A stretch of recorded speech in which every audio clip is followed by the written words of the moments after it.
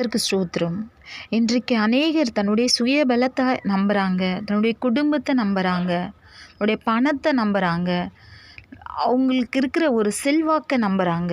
ஆனால் நம்ம எதை பயன்படுத்தி நம்முடைய சத்துருக்களை மேற்கொள்ள முடியும் அப்படின்னா, தாவீது சொல்கிறாரு, தாவீதுன்ற ஒரு ராஜா சொல்கிறாரு, பெலிஸ்தனை நோக்கி, நீ பட்டயத்தோடும் ஈட்டியோடும் கேடகத்தோடும் என்னிடத்தில் வருகிறாய், நானும் நீ நிந்தித்த இஸ்ரவேலின் இராணுவங்களின் தேவனாகிய சேனைகளுடைய கர்த்தரின் நாமத்தில் உன்னிடத்தில் வருகிறேன்.